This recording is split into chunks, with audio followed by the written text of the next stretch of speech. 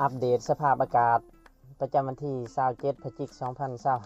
2025อยู่ทางภาคเหนือนี่จะหนาวเย็นคือเก่า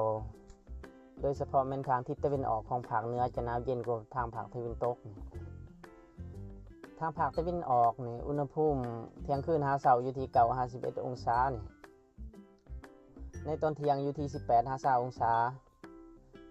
ภาคตะวันตกอยู่ที่11-13 องศาในตอนเที่ยงคืนหาเช้าและก็19-22 องศาในตอนเที่ยง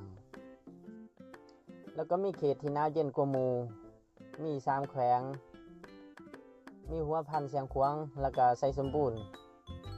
นี่แม่นภาคกลางเนาะอุณหภูมิในตอนเที่ยงคืนหาเช้านี่อยู่ที่8-10 องศาในตอนเที่ยงอยู่ที่18-20 องศามีลมพัดในระดับคอยในตอนกลางคืนแล้วก็จะมีลมพัดในระดับปานกลางหาแห้งในตอนกลางเว้นเริ่มแต่เวลา 9 โมง 18 โมงในตอนค่ำหาเที่ยงคืนจะคอยลงอยู่ในระดับคอย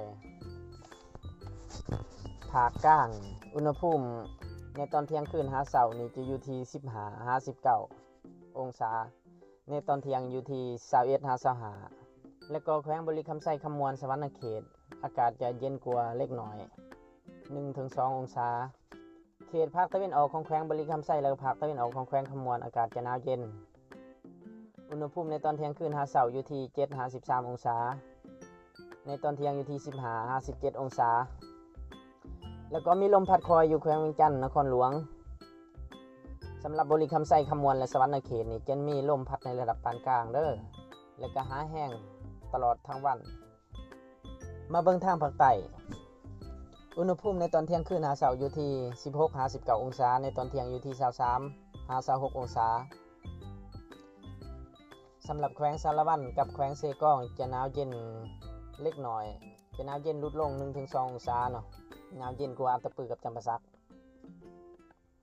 และเขตเมืองโขงปทุมพรสุขุมารจำปาสักอุณหภูมิจะสูงขึ้นเล็กน้อยอีกในตอนเที่ยง2-3 องศาสำหรับเขตปากซองกระลืมดักจึงตะโอยสมวยอุณหภูมิในตอนเที่ยงคืนอยู่ที่13-15 องศาในตอนเที่ยงอยู่ที่16-21 องศาจะมีเมฆเบาบางปกคลุมตลอดทั้งวันเลยแล้วก็มีลมพัดในระดับปานกลางหาแห้งในตอนกลางเว้นในทั่วทุกภาคเลย